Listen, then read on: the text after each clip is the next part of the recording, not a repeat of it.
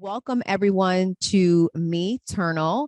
This is our first official virtual workshop and training that we're going to be doing today with Zan Kaufman, who is a certified sleep expert and owner of MyBaby Sleepology and the Pediatric Sleep Academy.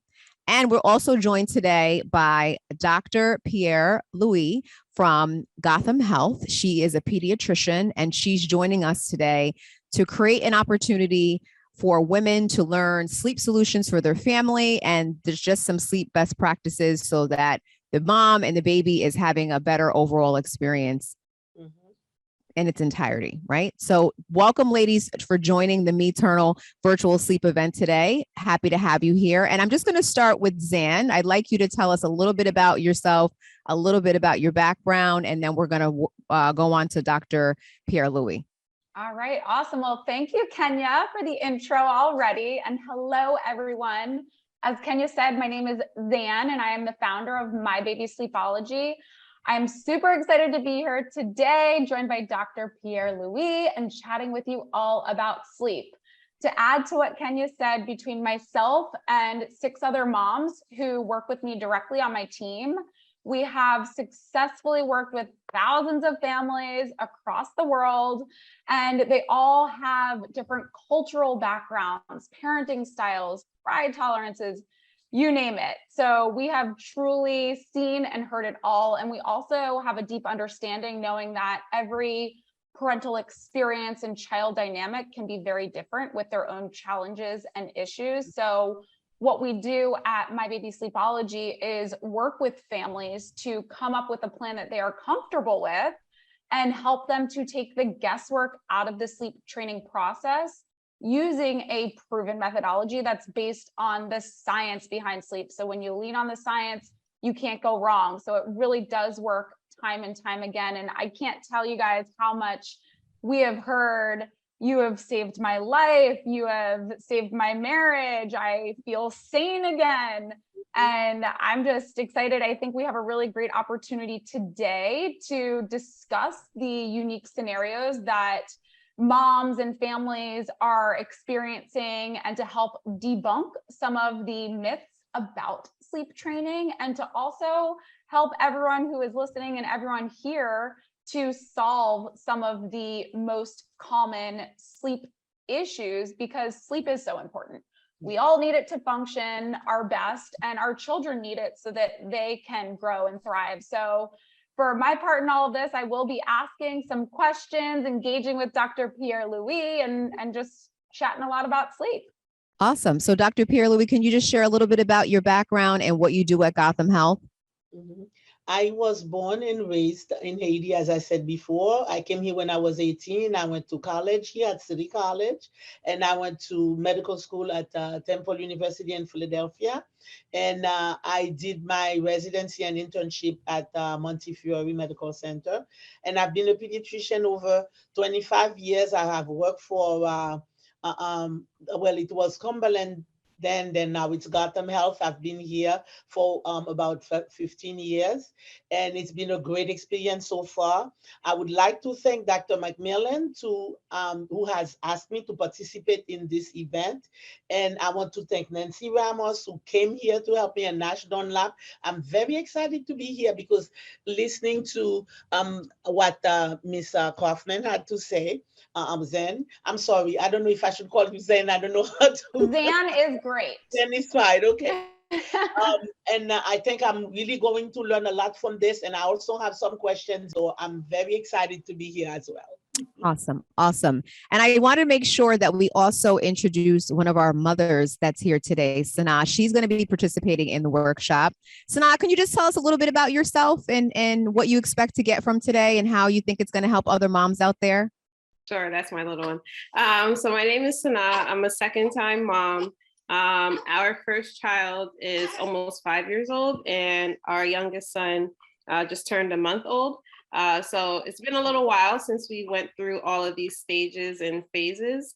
And I know no 2 children are alike. So I'm just looking for any strategies as he continues to develop and he can handle more as far as managing day and night, just to make sure that, I'm trying everything that I can to maintain my proper sleep, dad's sleep, and everyone in the house, so we can just be able to function as best as we can. So I'm really excited to be here, learn any more strategies, I guess, talk about things that I've been doing or thinking about doing just to see if they sound right. Mhm. Awesome. Well, we're happy to have you today. We're happy to be hosting this in partnership with Metro Plus Health Plan and Thanks. So just a little brief overview of MEternal. The reason why we're doing this workshop today is it's part of the overall MEternal platform. So what we decided to do about 6 months ago is launch a program, or launch a platform rather, to serve women of color, mothers of color, in the Black maternal health space, because it's a crisis that's going on in the country right now. We wanted to make sure that we were a resource and we were a solution to all the mothers that are out there. So that is what MEternal is all about. And you're going to be able to find all different types of content up there on the MEternal.info website. But I want to make sure that we kick this off, and I'm going to turn this over to Zan and let you take it away. Awesome. Thanks, Kenya. So I would love to kick it off by asking Sana, that's how you say your name, right? Yeah.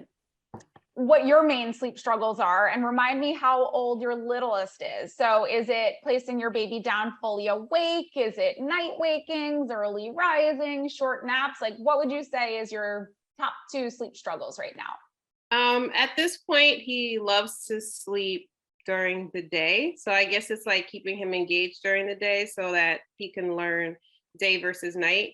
Okay. And then at night, it's usually like around like midnight that, once he's fed around that time, he's just up for a while. So It's like getting him settled back down around 11 p.m. midnight. And then after that, he's pretty good, and he's up when, I need to be up and we have to get our day going anyway, in the morning. So really it's just getting him to go back to sleep after his 11 p.m. or 12 p.m. feeding. Okay. And then just keeping him engaged, I guess, during the day, or like the appropriate naps that he should have at this point. He's only a month old. So. Okay. Oh my goodness. So fresh. So fresh.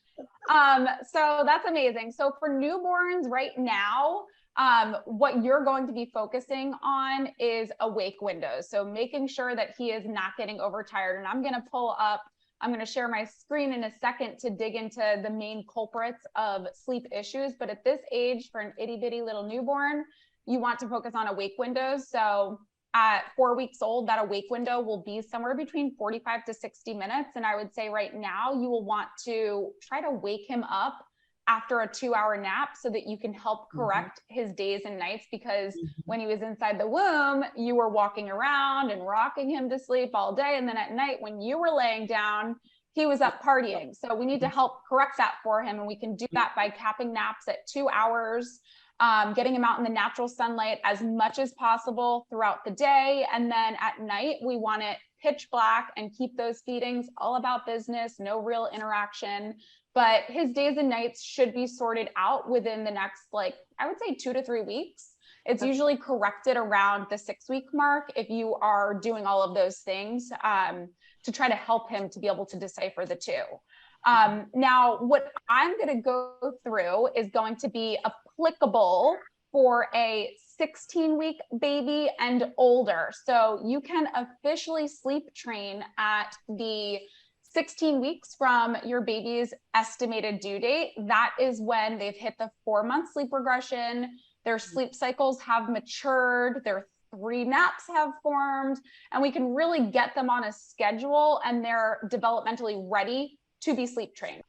So the 4 main things are going to be that your child could be overtired, that they don't know how to self-soothe, that they have discomfort, or maybe they're hungry, which I think Dr. Pierre-Louis could help shed some light on how many ounces that a pediatrician wants a baby who is 16 weeks and older to get, which we'll get into in a little bit. But the first 2 are the most common: overtiredness and a baby doesn't know how to self-soothe. So as far as overtiredness is concerned, it is the #1 cause of sleep issues. So if I could leave you all with one tip today, it would be to make bedtime earlier if you are experiencing any sort of nighttime sleep issues. Now, For your little baby, Sana, bedtime should be somewhere between 8 and 11 p.m. So again, this will be applicable at 16 weeks and older. But what happens when a child gets overtired is cortisol is secreted in their brain, starts flowing through their body, which is a stress hormone and a stimulant, and causes a child to go into fight or flight mode. So sleep begets sleep. That's what I always tell my clients. The better they sleep during the day, the better they're going to sleep at night. If they don't nap well during the day, what parents need to do is make bedtime earlier so that they're not getting overtired. So a child being overtired will trigger night wakings, early rising, short naps, and it just being difficult for them to learn how to sleep overall. The next thing is going to be that a child simply does not know how to self-soothe. So believe it or not, babies are not born knowing how to self-soothe and sleep independently. This is something that more often than not does have to be taught. And teaching self-soothing really comes down to two key things. The first thing is going to be timing, and the second thing is consistency. So as far as timing is concerned, we want to make sure that they're going down at the optimal time every single day for their naps and every single night at bedtime based on how well they napped that day. So it might be a little bit of a moving target when parents first begin the process, but the ultimate purpose is getting them on a more predictable and consistent schedule. But if they miss that optimal window, it's going to make it really difficult for their baby to sleep soundly. The second thing is going to be consistency with your chosen sleep training method. We will walk through the different methods in a little bit, but sleep training does not mean that parents have to go with the cry it out method where they place their baby down and don't go back in until morning. A lot of people think that's the case when it's not. There are other methods to choose from. Now, if all or most of the work is being done for your child at the beginning of the night at 16 weeks and older, they're going to expect that same assistance that got them to sleep in the first place when they do naturally wake up in the middle of the night, which I think is another important thing for parents to know, is that we all wake up in the middle of the night. It's a natural thing, but we know how to sleep. We roll back over, we resituate ourselves on our pillow, and we go back to sleep. A baby is not born having that skill. So if we can teach them what to do at the beginning of the night, that will translate over through the rest of the night. So placing them down fully awake is going to be really important. And eliminating any sort of sleep crutch, such as feeding them to sleep, rocking them to sleep. A pacifier can totally be used.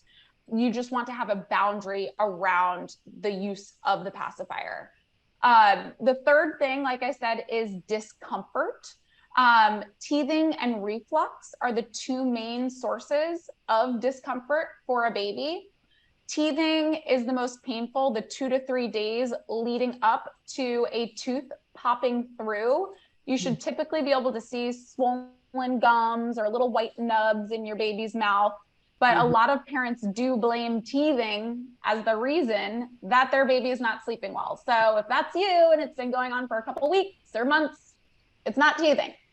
We just need to teach your baby how to sleep well. And then the other thing, like I said, is reflux. We have worked with many babies with reflux.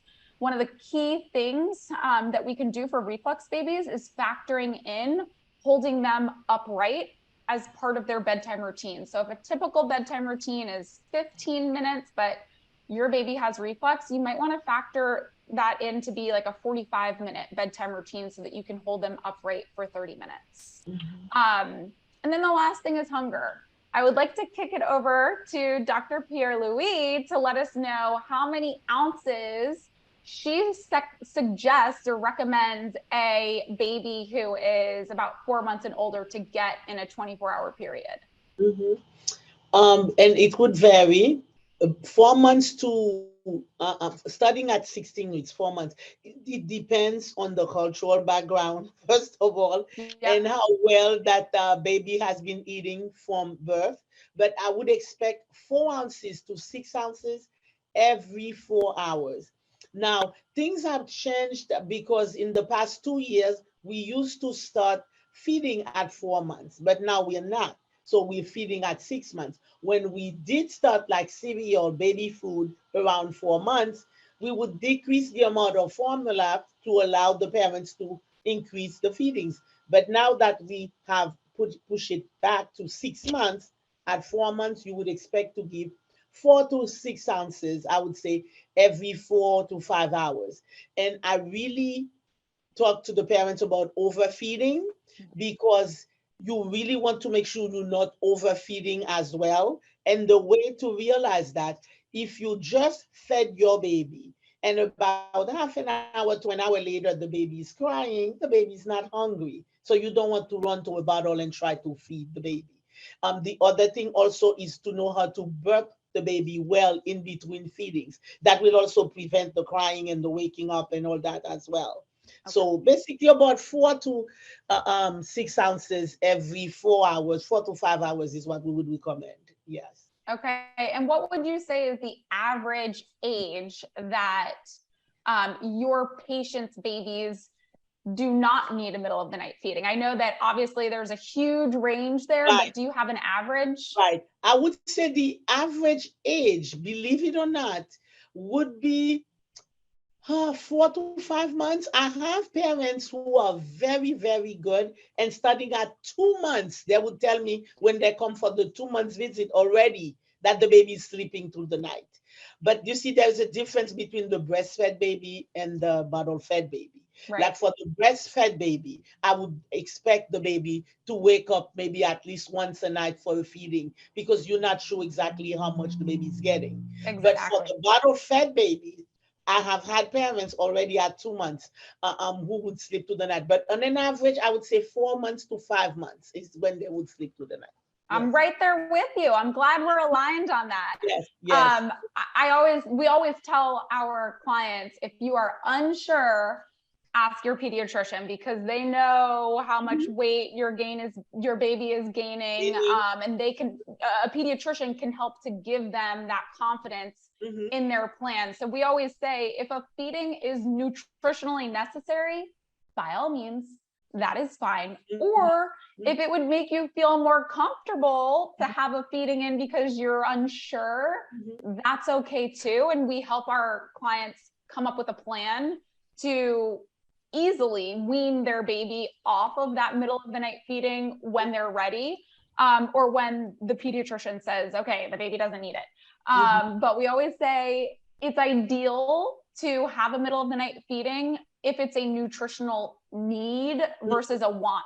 Mhm. Because if they're waking up in the middle of the night and you're running in and feeding them Right. 1, 2, 3 times a night when it's not necessary, then they're going to continue waking up, because their body is basically, well, one, it's programmed to consume those calories in the middle of the night. And the second thing is, that's the only way they're going to know how to get themselves back to sleep. So I'm glad we're aligned on that. Yeah. And one more thing, talking about the waking of the night for the older babies. I had read somewhere that a long time ago, if you give them water, like when they are waking up in the middle of the night, instead of giving them the formula, you would give them some water, and it has worked for quite a few families. They will not get up to get water. After a few nights, they don't get Right. up. So Yeah, they're like, I don't want this. This doesn't taste good. I'm just going to go back to sleep. Yes. No, that's awesome. Thank you for your input there. Mhm. Sanaa and also Dr. Pierre-Louis, I would love to hear what your hesitations might be when it comes to sleep training, or what maybe your main questions about that would be. And also Dr. Pierre-Louis, what maybe your patients' Mhm. biggest hesitations are around sleep training. Mhm. So now, why don't you go first? Because I'd like to hear from you. Sure. I think for me, it's just making sure that we're consistent with the plan.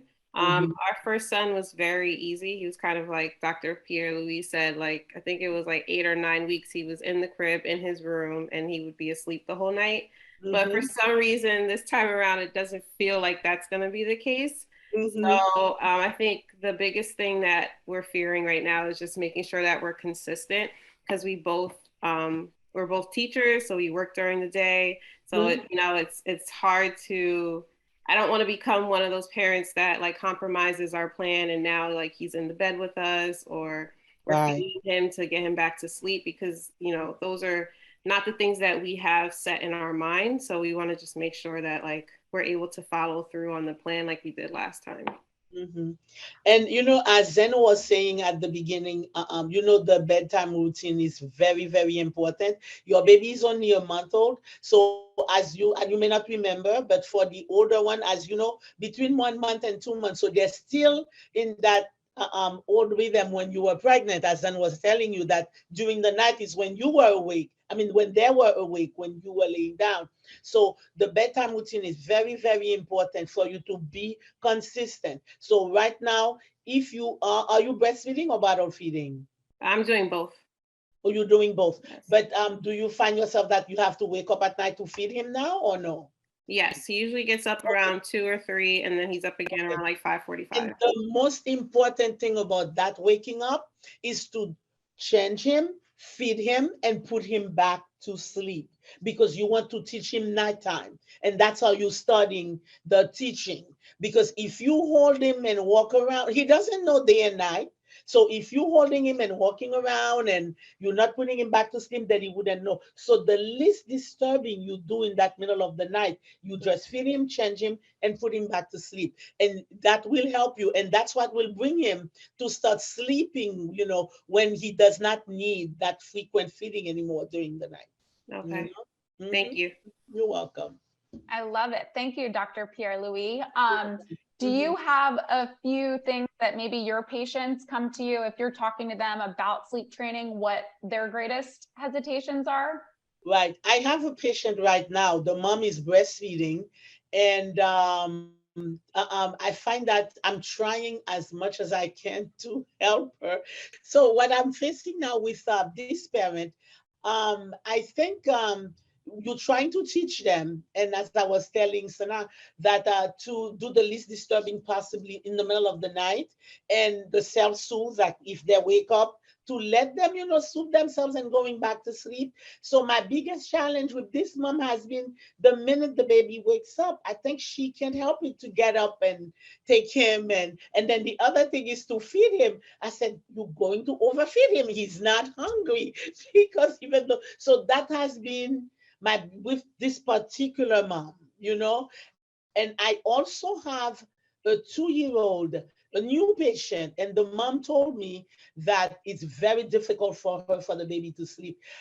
What we're facing right now as pediatricians, it's the time frame when you're seeing a patient. That was my first visit with that mom, and I still have her in mind because she's going to need some help. I don't know what the bedtime routine is, what has it been for the past 2 years. So I have to go back and ask, the bedtime routine, what has the how well does the baby sleep at night for that 2-year old. So those are my two families that I'm struggling with right now. Okay.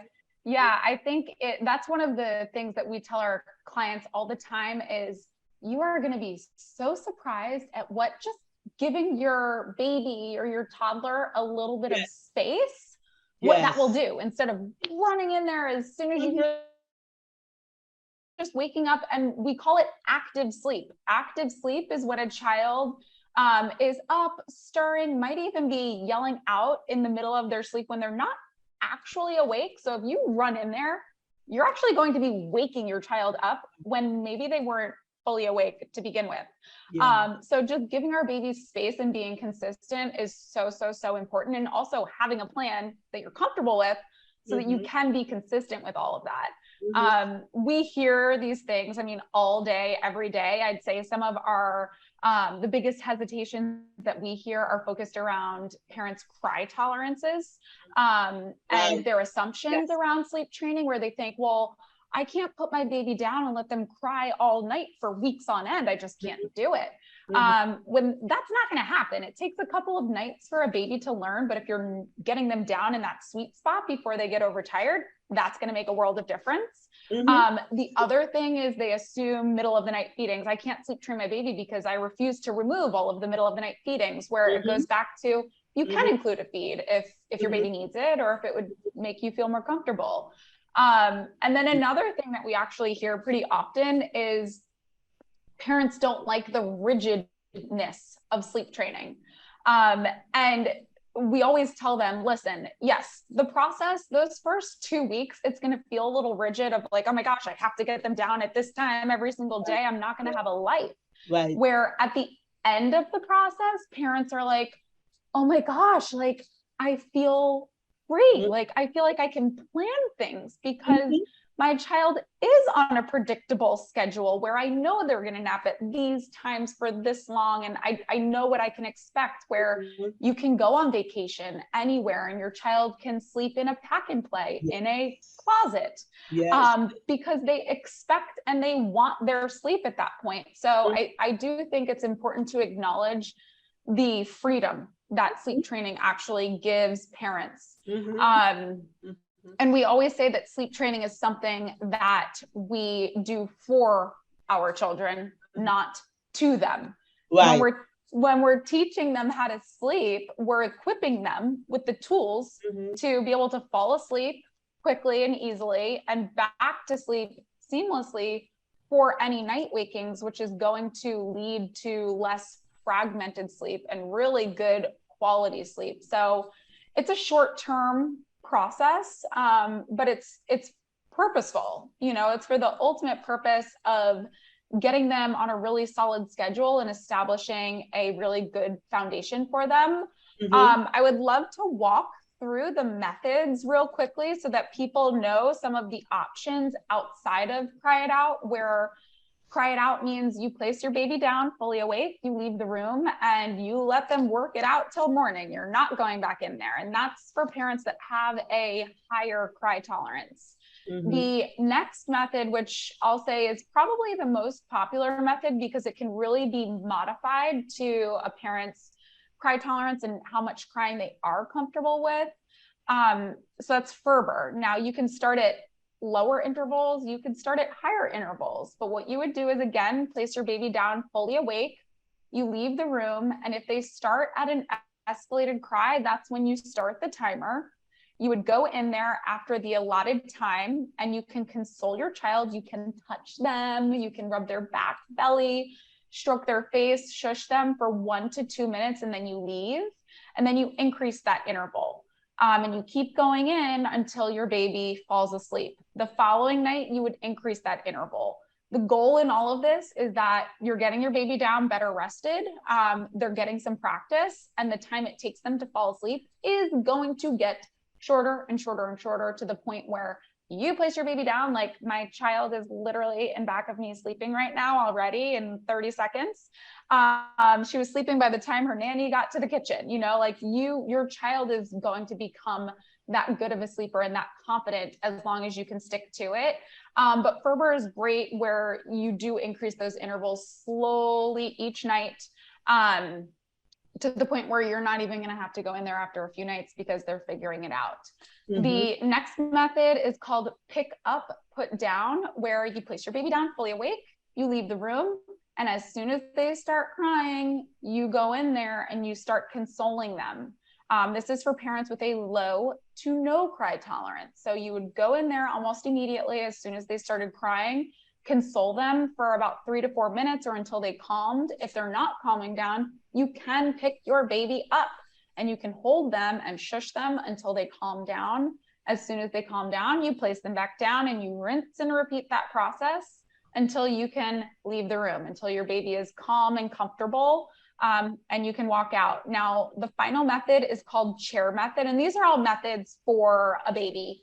There are other methods that we use for toddlers and toddler beds. The chair method, you would put a chair that does not belong in the room next to your baby's crib, and you can sit there and shush them and say, it's night time, it's time to sleep. You're giving them more verbal reassurance, and you're sitting with them as they're working through it. And each night you would slowly move the chair towards the door until you're outside of the room. So those are the main methods that we talk through with our clients. And a lot of clients are like, you know what? I'm torn between these two. So if you're torn between two of the methods, we can also combine them and modify them to choose one that you feel comfortable with so that, again, you can be consistent with all of that. I'd like to find out what Sana is doing now for her baby, the 1 month old. Yeah. What did you do for your oldest child? I mean, I guess he was sleeping through pretty young. Yeah. So for our first son, we did cry it out. And I think it took 3 nights. It was hard. It was hard listening to him cry, but we just, we put him down and then we went downstairs and, we finished up whatever we were doing. But you could still hear him, but we almost broke a couple of times. But after the first night, it was like, 5 minutes shorter the second night. And then the third night, it was just like a couple of minutes. And then it was like, we were done. So like, I guess because it worked, we were okay. But had it gone on for weeks and weeks, then we probably would have gave up. But it won't go on for weeks and weeks, right? It's not going to. You nip it in the bud, you stay consistent, which you did, and it worked quickly. Yeah, to this day, he loves his room. He loves his bed. He will not come into our room or our bed unless we're having like a special sleepover. Like he just has his room and he just loves it. So I'm hoping he sounds like my oldest daughter, who is almost 7. She's like, and my middle daughter, so I have 3 girls. My middle daughter is 4, and she's the one who's like, want to have a sleepover? And my oldest daughter's like, no, absolutely not. Like, I want my sleep and you're going to keep me up.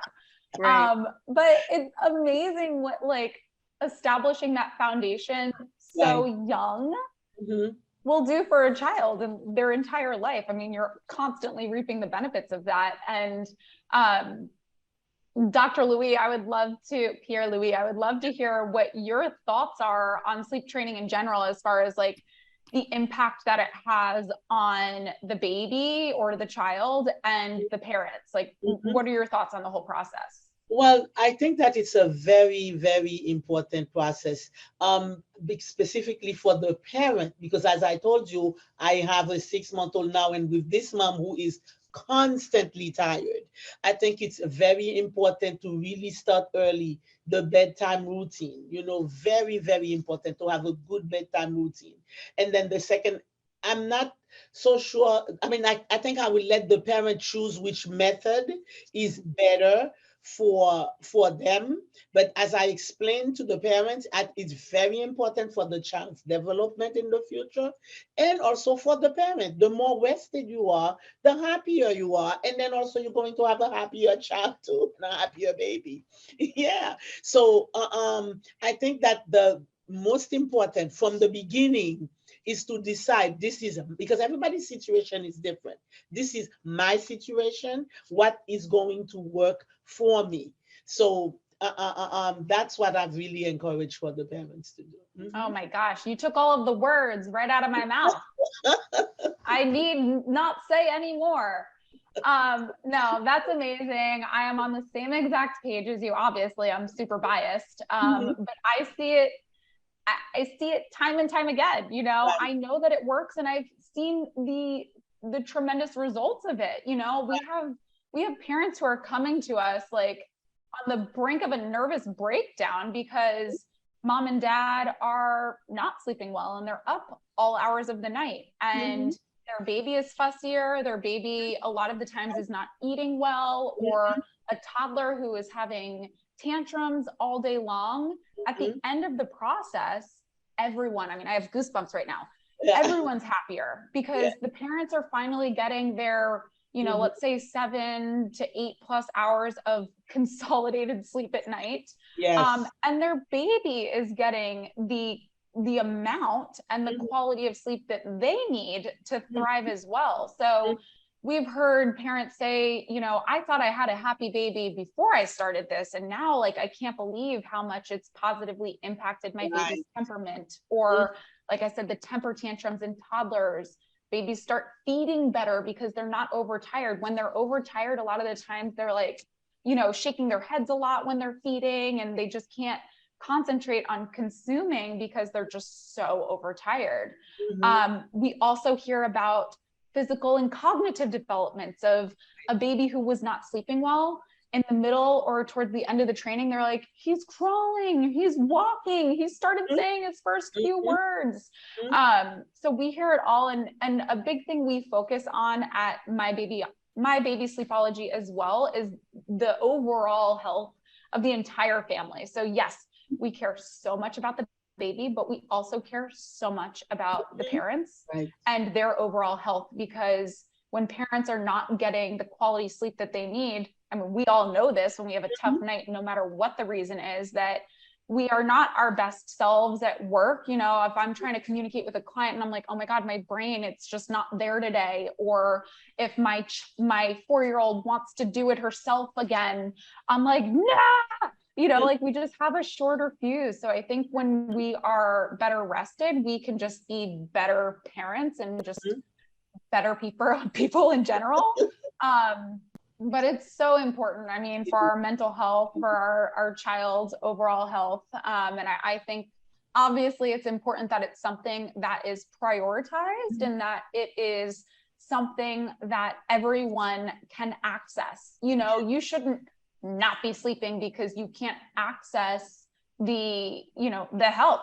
So if you are having a difficult time getting your child to sleep well, reach out. I mean, I know that we have complimentary 15-minute phone consultations where you could just hear how we can help you in our different programs and what we really focus on, which you've heard a lot today. But maybe getting that customized help. Or reading a book, some blogs, anything like that. But sleep is something that can be controlled, and there's a ton of help and resources out there should you need it. And I think one thing you had mentioned about the feeding, I think that was very important. I had one family, the mom was breastfeeding, but she was not producing enough. And so when she came to the clinic, I was asking her, how often do you breastfeed? You know, at the beginning, like for you, Sana, your baby is about a month old. So on demand at the beginning is, here we go again. On demand at the beginning, I'm sorry, is something that we do recommend, but as they get older, you do want to know how much you're producing. So I usually tell them, try to pump. So if you pump, so for one feeding, you would feed that baby with the bottle, and I want you to pump and see how much are you getting. So you have an idea that when you're feeding, how much you get. Because if that baby wasn't being fed properly during the day, at night, the baby is going to be hungry and is going to wake up. So that's one of the things. And that goes really for the exclusively breastfed babies, you know, that if you bottle feeding, you have an idea when they get how much they get from the bottle. But I think the feeding part, as you had mentioned earlier, is very important also. Yeah, for sure. And that's another question that we get asked is, well, I exclusively breastfeed. Can I sleep train? Absolutely, you can. Yes. You know, if your baby is gaining weight well, then you can do that. And if you are unsure about how much you are producing during the day, include a feeding until your baby is, say, 5 months old, and then they start sleeping through and they're telling you, I don't need this feeding anymore. So there are a ton of different ways to like customize it to what parents do feel comfortable with. So I think that this has been an awesome conversation. Sanaa, do you have any questions for us? No, I can't think of any questions right now, but I think it was very helpful to hear like some things I could be doing now to prep him for when we're ready. Yeah. I was just about to tell you that. I was just about to tell you, since you say this baby is different from the first one, I think Zen has given you so many methods, so many ways in your mind.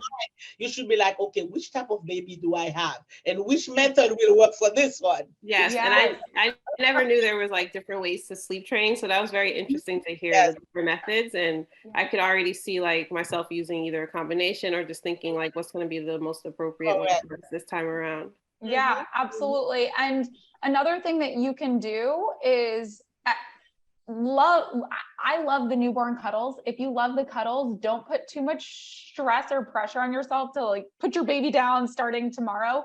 You don't have to do that. The first 12 weeks is the 4th trimester, where we're trying to replicate that womb environment, love our baby, cuddle our baby, nurture our baby, all the things. But at 12 weeks is a really good time to start practicing a little bit of independent sleep, where you start placing him down a little bit more awake, every week, a little bit more awake, so that by 16 weeks, when you can sleep train, he's used to going down awake, so that the process isn't as abrupt for him. So at 12 weeks, I do recommend practicing with about 2 naps a day. The first nap is the best nap to start with, and then pick another nap that day. And then maybe at the 14-week mark, you're doing 2 naps in bedtime, but just practicing that from 12 to 16 weeks will help him to catch on to things a lot faster, but don't stress anything between now and then. Okay. Zana, what is the latest time you would think? I usually tell my parents try not to have them nap after 4, after 5 p.m. What do you think? That has been my recommendation, you know? Yep. So it depends how many naps they're on. If they're taking 3 naps, so at 16 weeks, that's when their 3 naps form. On a 3 nap schedule, we don't want them sleeping past 4:45. Right.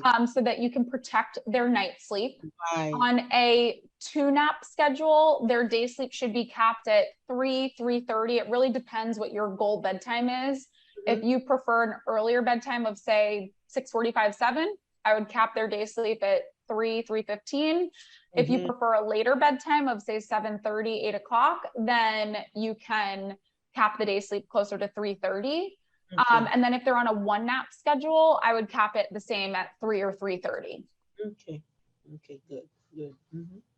Yep. And then for a 3 nap schedule, we want to cap overall day sleep at 4.5 hours.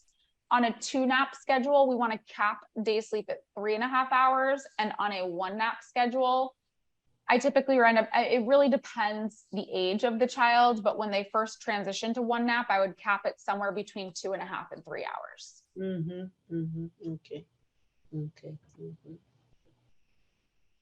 Good. Well, I learned a lot and I don't even have any little babies anymore, but all good things. And I'm glad that we could put on this virtual workshop. I hope it's going to help a lot of mothers. I know it's going to help a lot of mothers. And, like I said earlier on in the event, that we need to just tap into MEternal.info. I got that right. MEternal.info. There's all this great information up there about the Black maternal health crisis. There's resources, there's solutions. We're doing everything that we can in partnership with Metro Plus Health Plan and things to make sure that mothers of color have resources, access, and information. So keep tapping in with us. We're going to be doing more events. And thank you, Zan, for your expertise. We appreciate you. Yes. We want to make sure that folks like you, get exposure and can help other people get trained in this space, because we know that there's a need. And the more people that can help, the merrier. And I just want to thank Gotham Health again, Dr. Pierre Louis, for being a part of this. You were very insightful. And I know that a lot of the moms who are listening to this and watching this are going to get the help that they need. And I just want to thank you again, Sana, for participating in this workshop today. Hope it was helpful and insightful for you as well. So again, you can visit MEternal.info to connect with us there. And until next time, thanks for joining us. Amazing. Thank you so much. It was so great to chat with and meet you all. Thank you. Nice to meet all of you as well.